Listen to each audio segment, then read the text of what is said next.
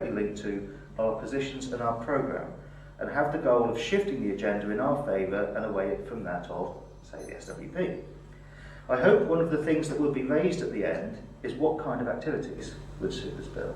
So that's something I'm hoping will come up in discussion.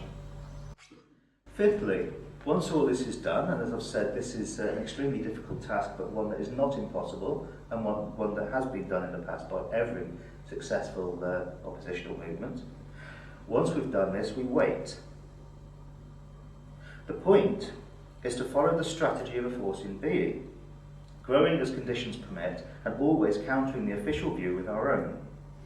The most important thing is to keep the pressure on constantly. Disaffected members of our class will come to us, en masse, when the crisis point arrives. This is where the party grows from a size big enough to be the main opposition. As I said, about 2 or 3,000 in this country would be sufficient to displace most other groups, to the point of being a group big enough to take on the existing government, which one would say is about 5,000 to 10,000, is a committed membership. Bear in mind that when all is said and done, the major political parties do not have that strong a committed political support either.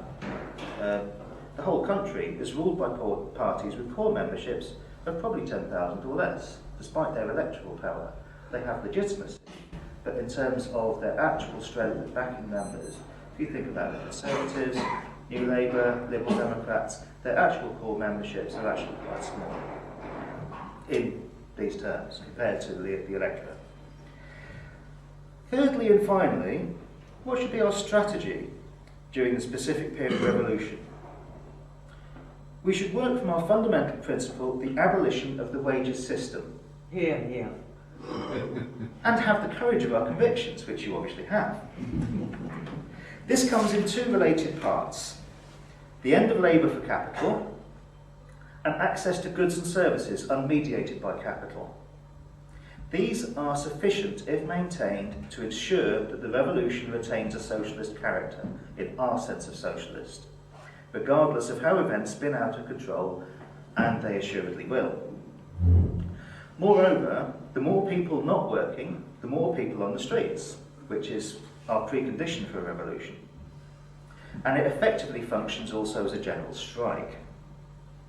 Other organisations might call a general strike as a means of putting pressure on the regime, expecting to put the genie back in the bottle afterwards. For us, ending paid work is the revolutionary act, and of value in itself, and we can go much further than they can.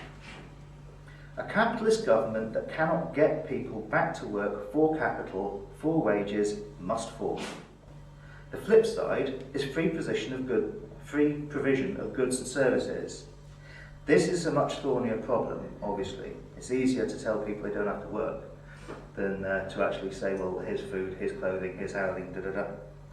And this, hopefully, again, will be the subject of discussion. However, abolishing copyright as our second act, enabling free access to cultural goods, would certainly be an immediate move in the right direction and demonstrate what the revolution is for and about. I can't emphasise this enough. We should make more socialists out of people who are uncommitted in a day of freedom from the wages system than we will in a dozen years of party meetings. And anyone not working is effectively working for our revolution. They're doing what we're asking them to do. Other steps that we would have to plan for would be food, clothing, housing, etc.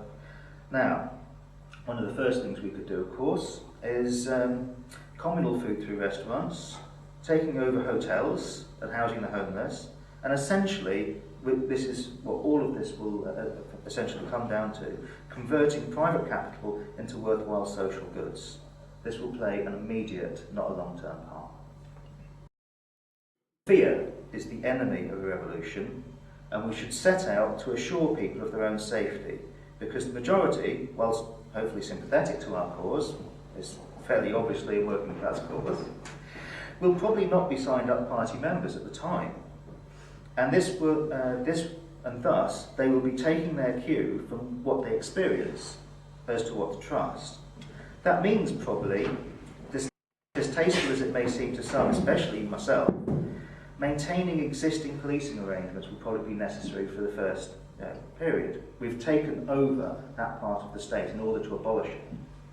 Part of our avowed strategy is to use legitimate channels, and this legitimacy should be sufficient, hopefully, to keep police and other such agencies depoliticised and carrying out their normal tasks. And also, very importantly, the devil makes work for idle hands. If the police are sent back to, if the army are kept in barracks, that's what they expect to do. If the police are just sent off, then they might start getting monarchist or something, who knows. Personal property needs to be assured. Any new housing, etc., should initially come from gains from abolishing capital, as with the aforementioned hotels, or obviously from the extremely wealthy. I haven't mentioned, and you may have noticed this, I haven't mentioned once what is happening in other parts of the world. We are a worldwide movement, or we expect to be. But each section must pursue its own polity. We're the Socialist Party of Great Britain because we're addressing Great Britain. If we became part of Europe, we'd become the Socialist Party of Europe. And if they renamed Europe of buttons, then we would be the Socialist Party of buttons. Each section must pursue its own polity, whilst assisting each other where possible. Given the uncertain nature of international cooperation, we should assume no more than neutrality, that we get on with our business, and that based on following the legitimacy route. So as long as we make sure that it appears that we are the legitimate legitimate party within the UK, it would be much more difficult for other people to intervene if they had the power to do so. Once one area has been liberated by ourselves, its very existence will help the others immeasurably.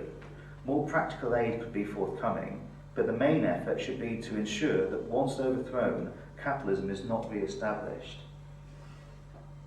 In conclusion, as I've said all the way through this talk, I'm throwing this open to the floor. All of the above is a tentative and partial sketch, an attempt to establish how we could organise, given the known pattern of previous revolutions and upheavals. It is quite different to our oft-maintained incrementalist approach, but there is no reason that we should have to sacrifice any of our principles in adapting.